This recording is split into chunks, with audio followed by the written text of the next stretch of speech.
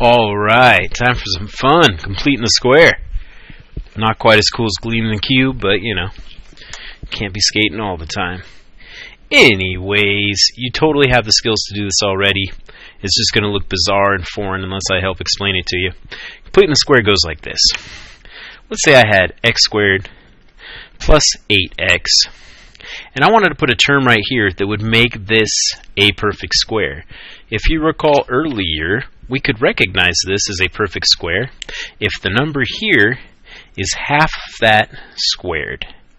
So I'm going to take 8, divide it by 2, and I'm going to get 4. I'm going to square that, and I'm going to get 16. If I add 16 right here, this becomes a perfect square. I could factor it now, and it would be x plus 4, right? Half the middle term squared, right? That's a useful tool that comes in handy in a couple situations that we're going to practice today. All right?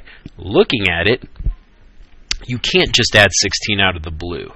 But it's a tool that if we know what we want to add right here, we can manipulate equations to help us better solve them. All right? So let's look at an equation that works like this. What if I had something like y equals x squared plus 10x plus, let's go with 30. All right? X squared plus 10x plus 30. We would look at this and ask ourselves, hey, is this a perfect square? It's not. All right, so half of 10 is 5. 5 squared is 25. I want this number to be 25 right here. That would make it a perfect square. Okay? That would make it an absolute perfect square. But I could do that as long as I put plus 25 and just borrowed it from this section over here. Then I would have plus 5 there. All right? Why would I want to do this? Because now I could write this expression as y equals x plus 5 squared plus 5. If you recall, that was your guys' favorite way to graph. All right? If we graph, remember to switch the sign on this one. We go minus 1, 2, 3, 4, 5. We don't switch the sign on this one. 1, 2, 3, 4, 5. That means we have our axis of symmetry here. We have our vertex here. And since this was positive, we go up. And we're already done graphing just because we use this completing the square trick. This is the later part of your homework, the last section before review. The first part is using completing the square to solve things. Let's practice that a little bit. So let's say I had something along the lines of x squared. Let's switch it up to a minus and see what happens. Minus 12x equals, I don't know. Let's go with 3. All right. What I could do is put the 3 on this side and see if it factors. But if you like completing the square, hey, we got a great solution right here. Personally, completing the square is my favorite of all the ways to do these. But to complete the square, we would take half this middle term. What's half of negative 12? Negative 6. Square it, and I'm going to add 36 to make this a perfect square. Problem is, you can't just add 36 out of the blue to one side of an equation. You also have to add it to the other side of the equation. This makes our new equation, x squared minus 12x plus 36 equals 39. Okay? Because that's a perfect square, we can now write it as x half the middle term minus 6 squared equals 39.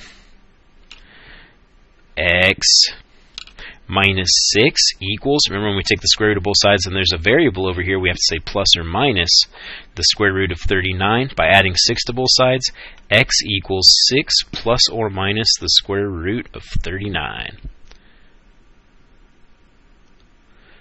Isn't that lovely? Yeah? All right. How about, let's try another one. What if we had something like x squared plus 4x equals both sides. Let's make it 8. Alright?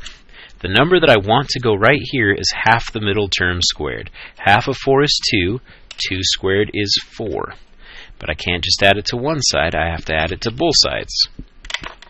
This means that on the left I have x squared plus 4x plus 4. And on the right side I have 12. This is x plus 2 squared equals 12. I can take the square root of both sides. X plus 2 equals plus or minus the square root of 12. Right? Can't quite leave that like that. Square root of 12, we know that breaks down to 4 times 3, which is 2 times 2 times 3. The 2's get to come out, the 3 has to stay in. So x plus 2 actually equals plus or minus 2 square roots of 3, right? These guys came out and became the outside 2. This guy stayed in. Last step, subtract 2 from both sides. X equals negative 2 plus or minus 2 square roots of 3.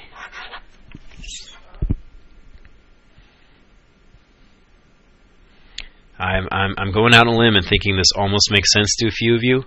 And if I would have told you last week you were able to look at this problem where the answer is like plus or minus 2 square roots of 3, you would have laughed at me. Right now you're like, oh my gosh, Walsh, this almost makes sense. You must be a magician. I am. Alright, last one. Let's see if something like this. Let's go. X squared minus 14x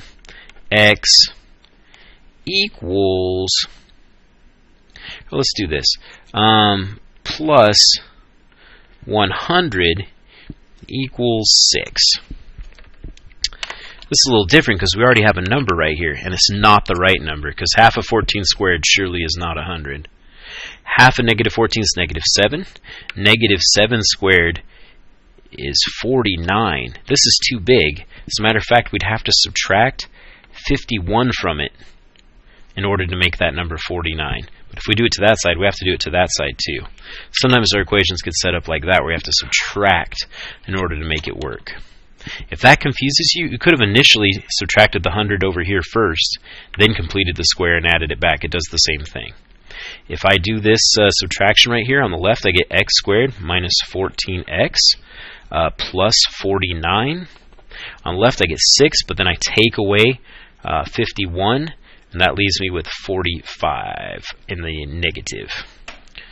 Okay, negative 45. The left side is x minus 7 squared. The right side is negative 45.